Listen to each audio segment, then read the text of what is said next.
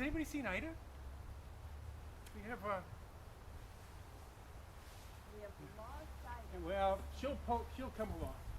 Well, my name is William J. Landon. I was born in Pennsylvania in 1853. I ran one of the best hardware stores west of the Mississippi, right down on 2nd Street. Cone Hardware. Do you know where Grace Place is?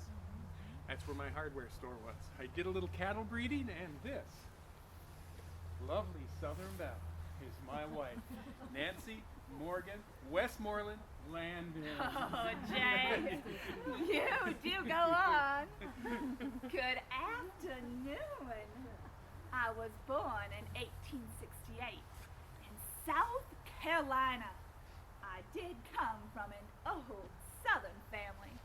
I was a member of Daughters of the Confederacy and the DAR. My daddy was a physician with the Army of the Confederacy. Jay and I met in Atlanta and married in November 1900. Oh, indeed Ida. you did, Nancy. With me Oh, barely 6 months in the grave. Ida, we've talked about this. It wasn't like that. I was lonely without you. I had our son to raise. Well, Nancy and her family, well, they were so good to me that May when you died in Atlanta. Why? Well, folks, you might have surmised this is my first wife, Ida Cone Landon. Where have you been, Ida? Ida, we were looking all over for you. Why, I took an early morning stroll down to Central Park to see my statue. Oh, it gives me such comfort to see her, Princess Winona, and know that for a time at least you did grieve for me. But Jay, she wasn't there. Where is she? What have they done with her? Is she broken? Where is she? I can't deal with one more loss in my life. Oh, my dear. You have forgotten once again. You need to go to Wyndham Park now to view her. Our dear husband served on the park board for many years. He most generously offered to donate the land for Central Park and the statue in Ida's memory. Princess Winona. The fountain with the turtles and the pelicans were placed in Central Park in August 1902. This park was often referred to as Fountain Park or Landon Square. This bronze work graced the park for 60 years. And it seems such a fitting memorial to you, my love. After all, you've grown up in the area, and your cousin, your distant cousin, Isabel Moore Kimball, why, she designed it. Yes, I remember we met her in '98 when she taught drawing that summer at the Teachers College. And she took such great care to get all the details exactly right. She went to the zoo to study pelicans. Her father caught her a snapping turtle to study.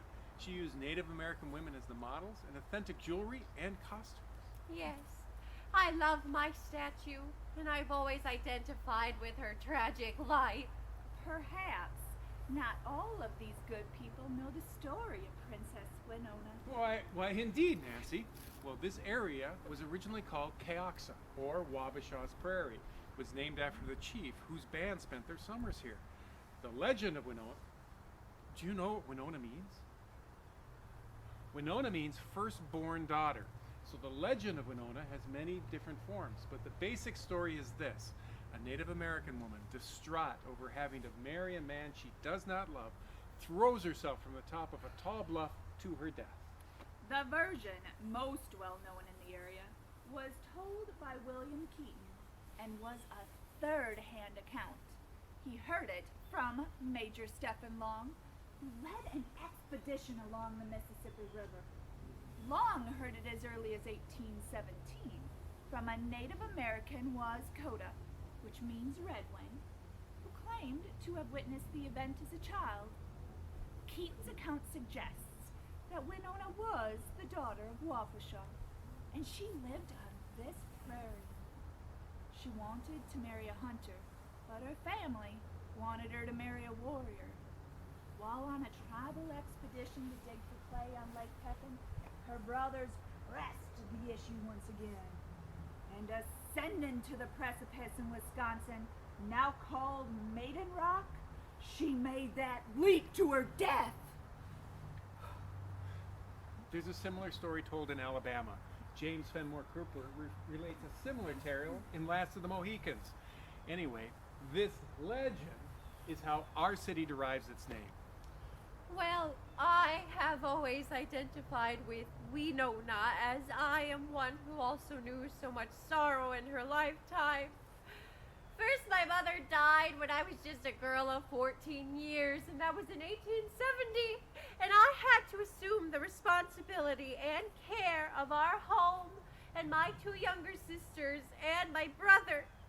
And then, in the beginning of 1883, over the course of 6 years, I had lost my two sisters and my brother. And our son, Royal, who was just a baby. He was only a month old. And my own father died, too. And that was the loss of 5 loved ones in 6 years. No, dear.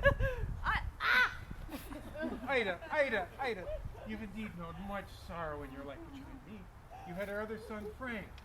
Well, after your father died at the sanatorium, I hoped taking to Florida for the winter. Well, I thought that would raise your spirits a bit, but... I know you did try, Jay.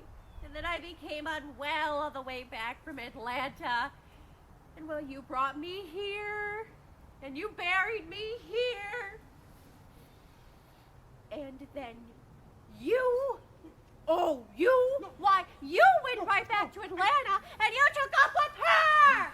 No, I don't know. Oh, anyway, where is she? What have they done with her? We are soulmates and sisters in sorrow. Well, remember, in the 1960s, the city decided to sell the Central Park land to some business financiers who wanted to rent the land out for a new post office. Oh, I'd forgotten those terrible goings-on. I rolled over in my grave over that decision. Well, it didn't sit well with others in the community either. Many felt that the old post office building was worth saving. What's done is done, ladies. There's no use crying over spilled milk, and that was 50 years ago. Well, what happened to Princess Winona? Where is she? We are soul sisters. Well, they put her in storage for about a year. Storage? Oh, no, it just a little. It was just a... Ida. Storage? Storage! But...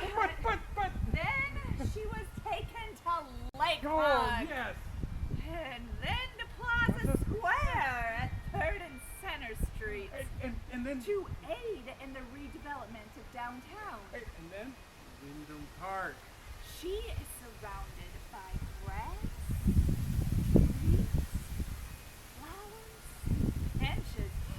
There is a gazebo nearby. Oh, Beautiful. oh, the pitiful thing. So many moves, so many changes. Oh, I hope she didn't crack in the process. Wyndham Park, you say? On Broadway? Well, then I must go to her. My princess. Winona, I'm coming! Ida's always been a little sensitive and intense, folks. Yes, darling. Well, thanks for coming down on this chilly day. If you get a chance, go down by Wyndham Park, see Princess Winona, wave to her, and look for Ida. Here we go. My dear, she needs some time alone.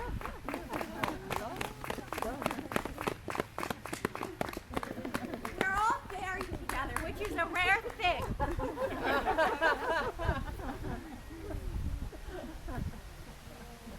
Nancy is buried here. She was 90 when she died. She lived a very long life, outlived most Everybody of the did. family. And then next to her is Jay, and Ida is next to Jay on the other side. Ida died at 40. I was 43. Very young. And then Royal is next to her. He only lived to be 1 month old before dying, and then we had another son named Frank, who is buried back here, and he got to live a long, full life. So William Landon, in memory of his first wife, created a statue to last forever as memorializing their love. How much more romantic can you get? And then the legend of Winona is kind of a Romeo and Juliet story. So a lot of people, they give us sass. They think, oh, well, why didn't she just elope? But the thing is, people, if you try to elope, they always catch you. And there was no Las Vegas. No. Where were they supposed to go? No.